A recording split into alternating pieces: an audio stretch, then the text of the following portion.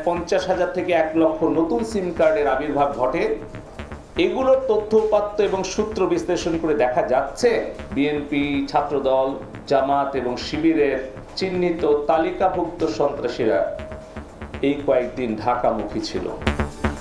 হাসপাতাল থেকে ডিবি হেফাজতে কোটা সংস্কার আন্দোলনের 3 সমন্বয়কারী, নিরাপত্তা দেয়াই লক্ষ্য, দাবি হারুনের। বিভিন্ন জায়গাগুলিতে তারা ফেসবুকে তারা নিরাপত্তাহীনতার কথা বলছিলেন। এটা আমাদের দায়িত্ব, তাকে সেফটি সিকিউরিটি দেওয়া আমাদের কাজ। নরু বারা যেটা আমরা নাহিদের সাথে বা বিভিন্ন সমন্বয়ের সাথে তাদের কথা হয়েছে, তাহলে সে তার সাথে কথা হয়েছে, তাকে অনেকে তাদেরকে কি কথা হয়েছে এটাও আমাদের একটু জানা দরকার। দেখছিলেন প্রধান শিরোনাম। রাতের সময় সঙ্গে আছে আমি গোলাম রাব্বি। এবার অন্যান্য শীর্ষ সংবাদ। অর্থনীতিকে ধ্বংস করা ষড়যন্ত্র থেকেই দেশ জুড়ে সহিংসতা। আহতদের দেখতে অর্থোপেডিক হাসপাতালে প্রধানমন্ত্রী, দুর্যোগ ব্যবস্থাপনা ও সেতু ভবন পরিদর্শন। ধানমন্ডিতে জামায়াতের কার্যালয়ে সিটিটিসির অভিযান। এখান থেকে স্বরাষ্ট্রমন্ত্রীর বাড়ি ঘেরাওর পরিকল্পনার দাবি। কাল থেকে 3 দিন সরকারি বেসরকারি অফিস চলবে সকাল 9টা থেকে বিকেল 3টা। ব্যাংকে লেনদেন 10টা থেকে 3টা পর্যন্ত। এবং বাংলাদেশ নিয়ে মমতার মন্তব্যে রাজ্য কেন্দ্রের সম্পর্কে টানাপোড়েন। পশ্চিমবঙ্গের মুখ্যমন্ত্রী বললেন, তিস্তা গঙ্গা নিয়ে আলোচনার সময় বিদেশ নীতি মনে থাকে না বিজেপির।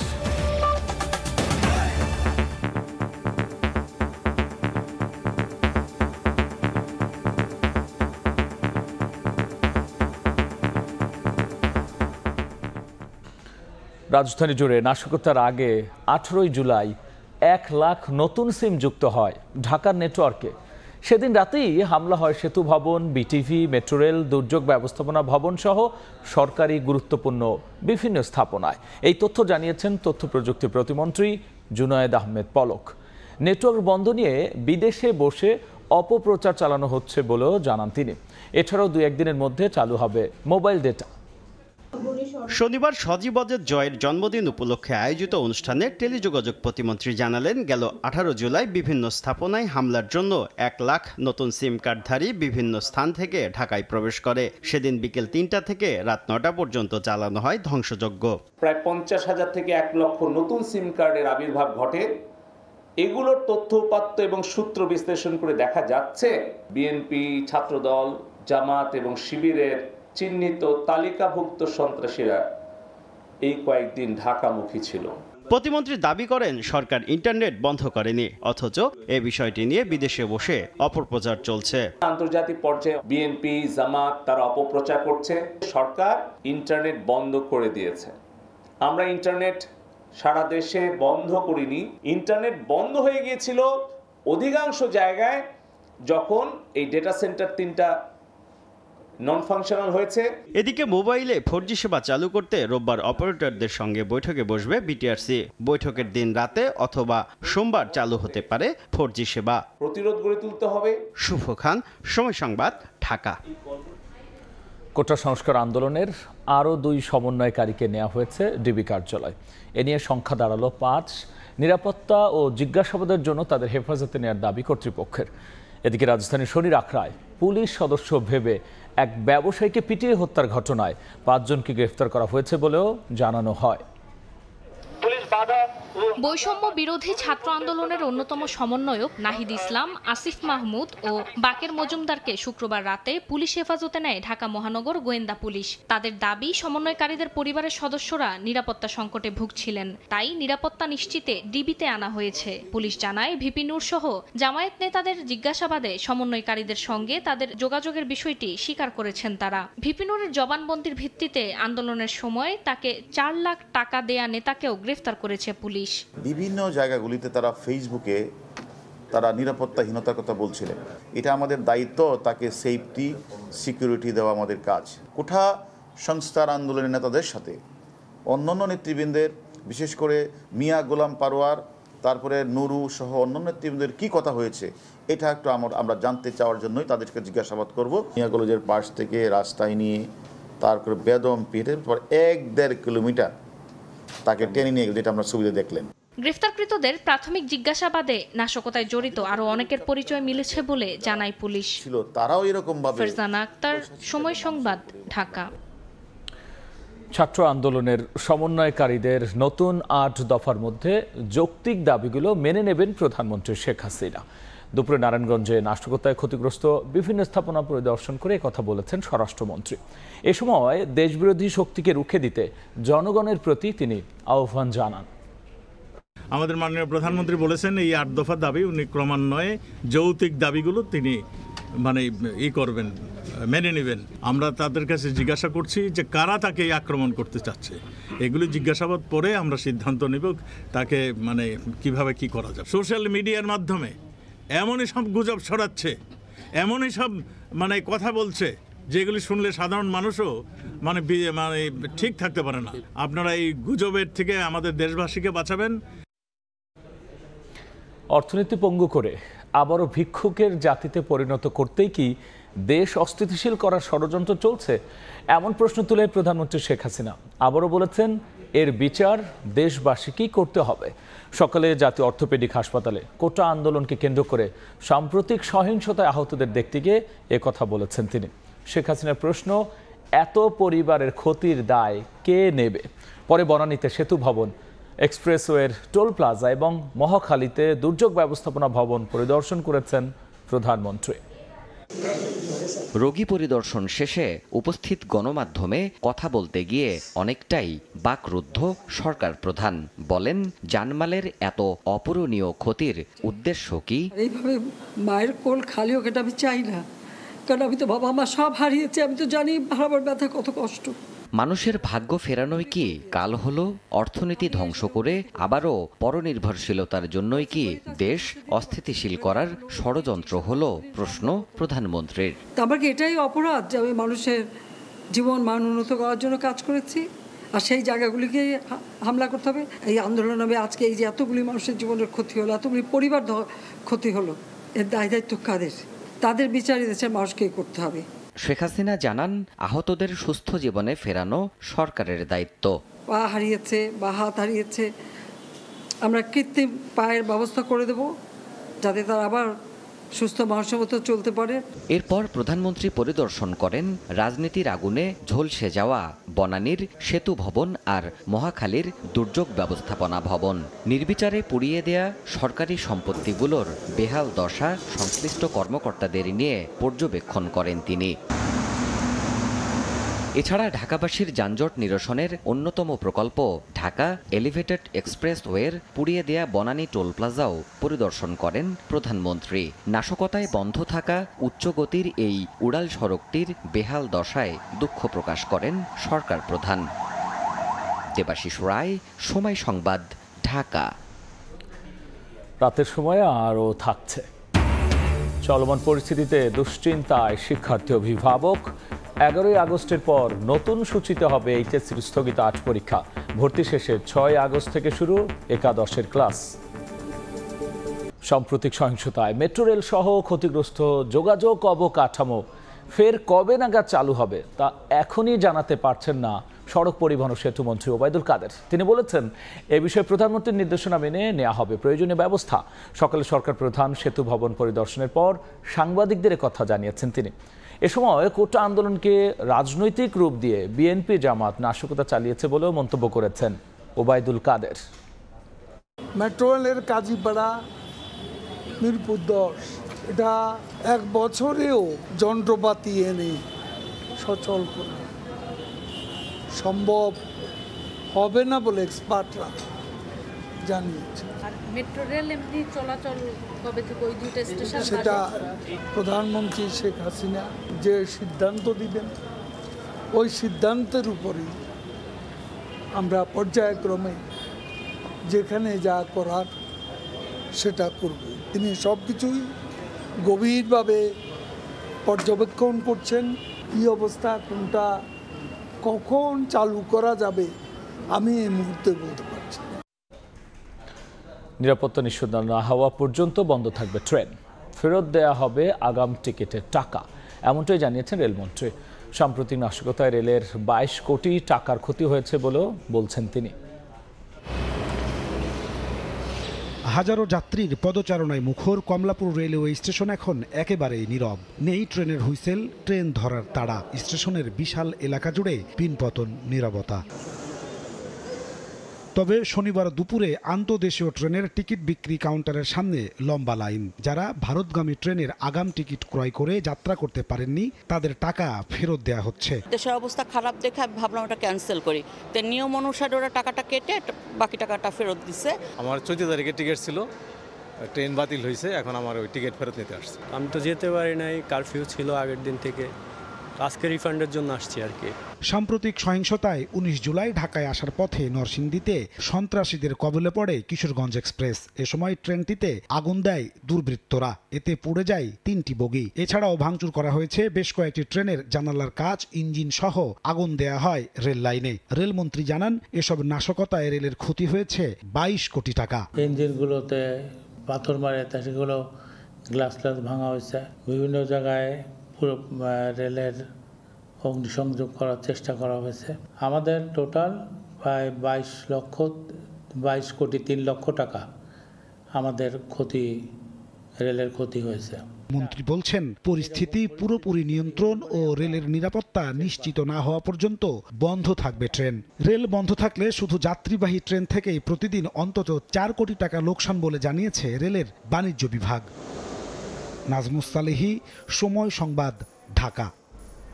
সরকারের ব্যর্থতা ঢাকতে বিএনপির ওপর সহিংসতার দায় চাপানো হচ্ছে বলে দাবি বিএনপির।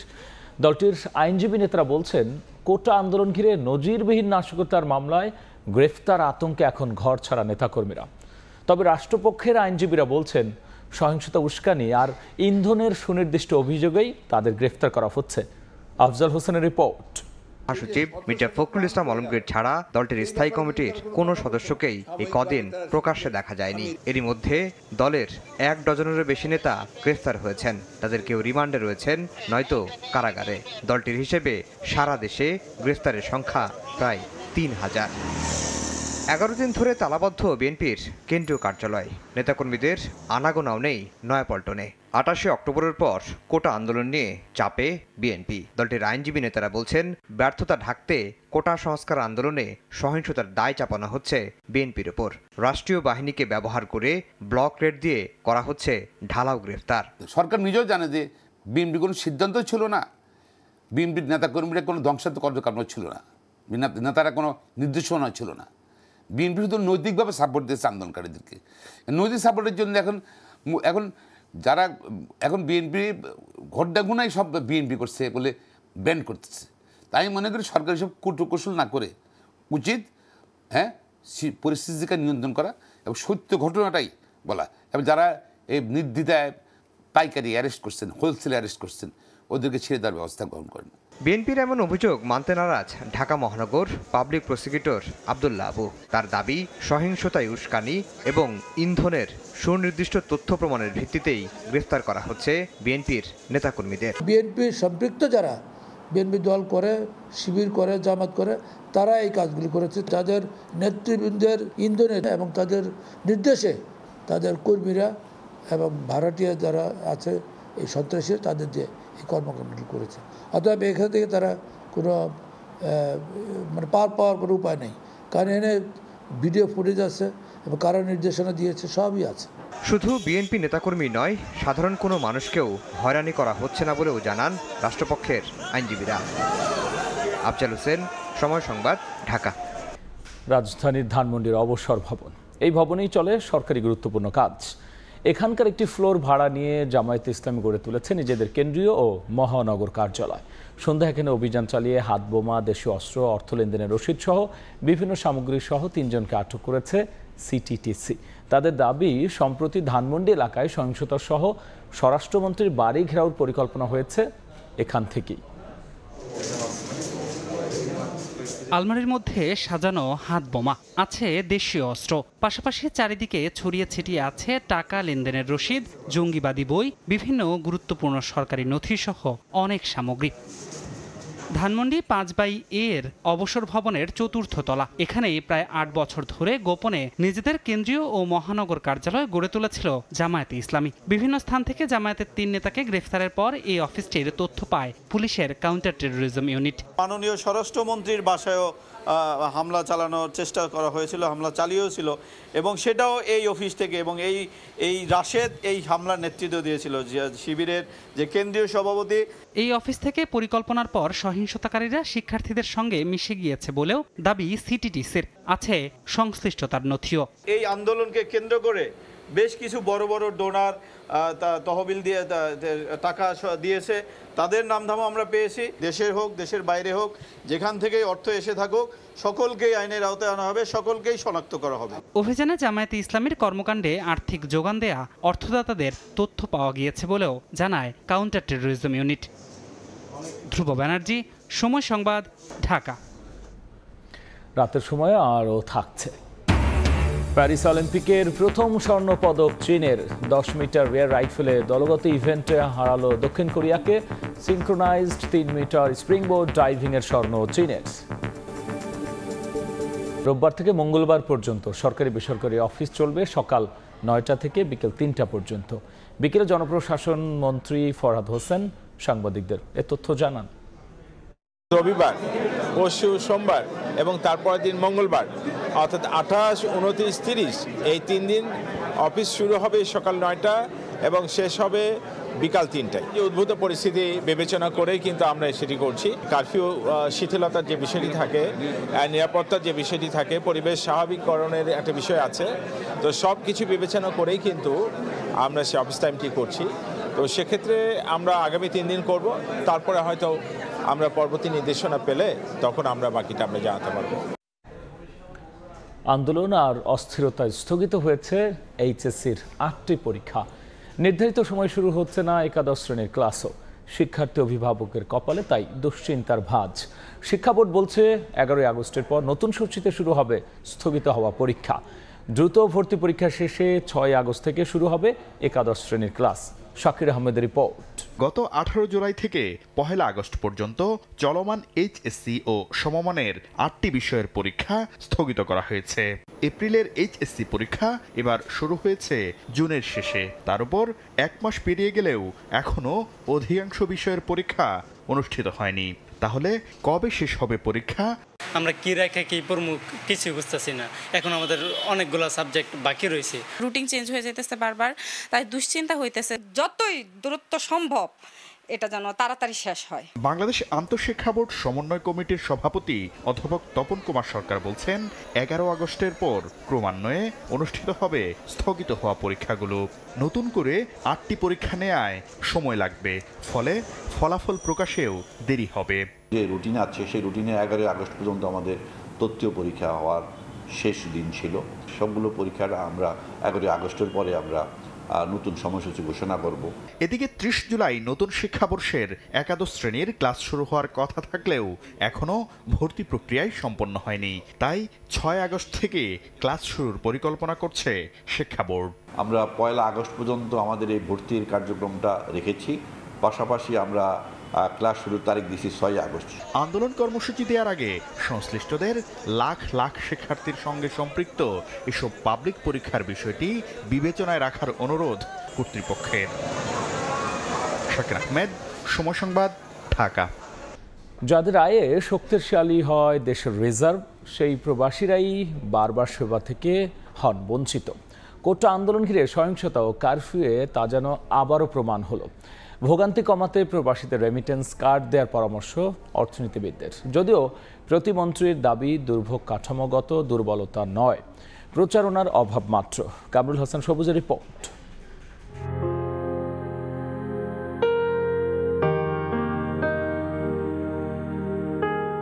কোটা আন্দোলনের ভয়াবহ গ্যারাকলে পড়ে স্বজন ছেড়ে বিদেশ যাওয়ার আগ মুহূর্তে রাজ্যের দুশ্চিন্তাকে পাশে রেখে শুয়ে আছেন বিমানবন্দরের বারান্দায়, ঘুমোচ্ছেন বেঘরে।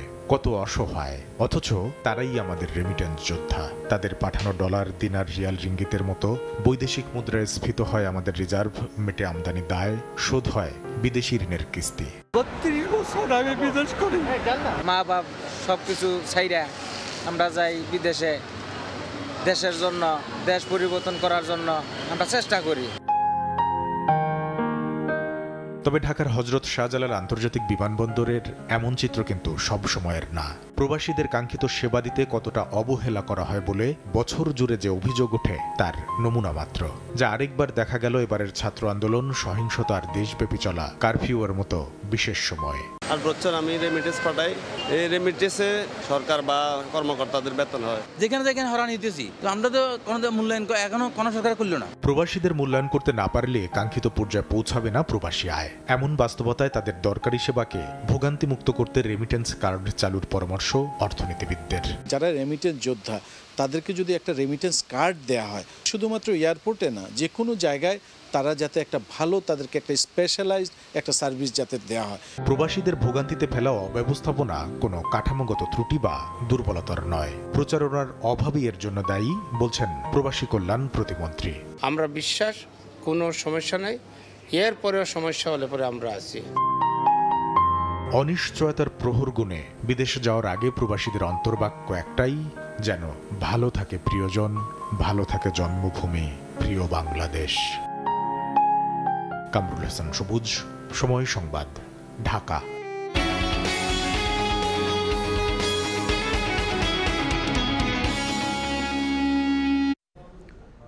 শুল্কহার দ্বিগুণ করেও মধ্যপ্রাচ্য থেকে রেমিট্যান্সের পরিবর্তে স্বর্ণের বার আনা বন্ধ করা যাচ্ছে না।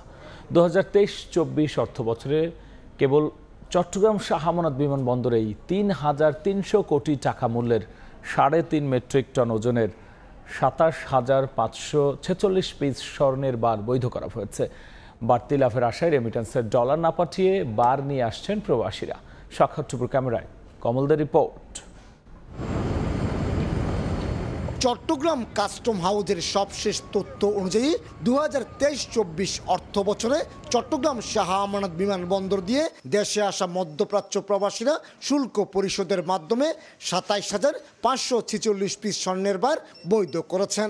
এই স্বর্ণের বারের বাজার মূল্য প্রায় 3,305 কোটি টাকা।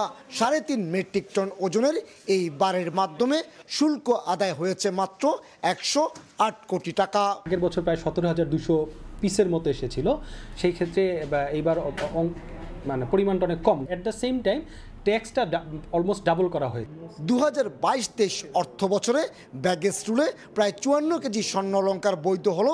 2023-24 অর্থ বছরে তা কমে 27.5 কেজিতে এসে দাঁড়িয়েছে। অপরদিকে 2022-23 অর্থ বছরে মাত্র 2 কেজি স্বর্ণ অলংকার আটক হলো। পরের বছর তা বেড়ে প্রায় 34 কেজি হয়েছে। এছাড়া সদ্য বিদেয়ী অর্থ বছরে 27.5 কেজি ওজনের 235 পিস অবৈধ স্বর্ণের বারের বিপরীতে কাস্টম শুল্ক পেয়েছে 1,77 লাখ টাকা। তৎপরতা এত বৃদ্ধি পেয়েছে, অবৈধভাবে গোল্ড আনার ব্যাপারটা তারা এখন অনেকভাবেই মাথা থেকে ছেড়ে দিচ্ছে। কাস্টম আইনের ব্যাগেজ রুল অনুযায়ী একজন প্রবাসী 40,200 টাকা শুল্ক পরিশোধের মাধ্যমে 1 পিস স্বর্ণের বার আনতে পারেন। শুল্ক হার বাড়ানো হলো বাড়তি লাভের আশায় প্রবাসীরা স্বর্ণের বার নিয়ে রেমিটেন্সের পরিমাণ কমছে বলে অভিযোগ রয়েছে। তারা গোল্ড নিয়ে আসেন, সে টাকাটা যদি গোল্ড না এনে তারা ব্যাংকের মাধ্যমে রেমিটেন্সটা প্রেরণ করতেন, তাহলে রেমিটেন্সের পরিমাণটা আরও বৃদ্ধি পেত। দেশের বাজারে বর্তমানে প্রতি ভরি স্বর্ণ অলংকার 1,18,000 টাকা দরে বিক্রি হচ্ছে। স্বর্ণের বার প্রতিবেশী দেশ ভারতে পাচার হয়ে যাচ্ছে, এমন অভিযোগ দীর্ঘদিনের। তাই স্বর্ণ ব্যবসায়ীদের দাবি সীমান্তেই মনিটরিং করতে হবে এই স্বর্ণ পাচার রোধ করার জন্য। কমল দে, সময় সংবাদ, চট্টগ্রাম। বাংলাদেশ সম্পর্কে করা নিজের মন্তব্যে অনড় ভারতের পশ্চিমবঙ্গের মুখ্যমন্ত্রী মমতা বন্দ্যোপাধ্যায়। 3 দিনের দিল্লি সফরে প্রথম দিন শুক্রবার রাতে সাংবাদিকদের প্রশ্নের জবাবে মমতা বলেছেন, যা বলেছেন তিনি মানবিক কারণে বলেছেন। বিজেপির পাল্টা সমালোচনা করে পশ্চিমবঙ্গের মুখ্যমন্ত্রী মমতা বলেন, তিস্তা গঙ্গা নিয়ে তাকে পাশ কাটিয়ে আলোচনার সময় বিদেশ নীতি মনে থাকে না বিজেপির। ভারত থেকে সুব্রত আচার্যের রিপোর্ট।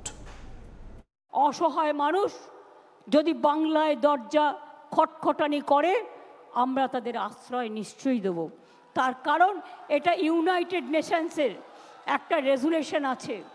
কেউ যদি রিফিউজ বাংলাদেশের কোটা আন্দোলন নিয়ে মুখ্যমন্ত্রী মমতা বন্দ্যোপাধ্যায়ের মন্তব্যকে কেন্দ্র করে ভারতের রাজনীতিতে বইছে আলোচনা সমালোচনার ঝড়। বাংলাদেশে ছাত্র আন্দোলন কেন্দ্র করে প্রাণহানির ঘটনায় গভীর উদ্বেগ প্রকাশ করে গত 21 জুলাই মমতা বন্দ্যোপাধ্যায়ের মন্তব্য ভালোভাবে নেয়নি ঢাকা। তার বক্তব্যের প্রতিবাদ জানিয়ে দিল্লির কাছে কূটনৈতিক নোট পাঠায় বাংলাদেশ সরকার।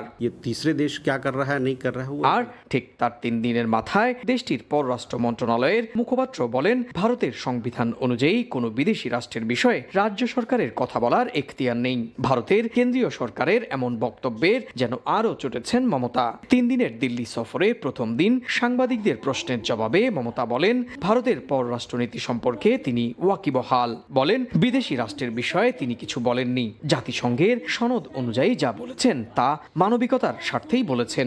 বাংলাদেশে আটকে পড়া 2000-এরও বেশি ভারতীয় শিক্ষার্থীকে সীমান্ত থেকে বাড়ি পৌঁছে দেওয়ার কথাও জানান মমতা।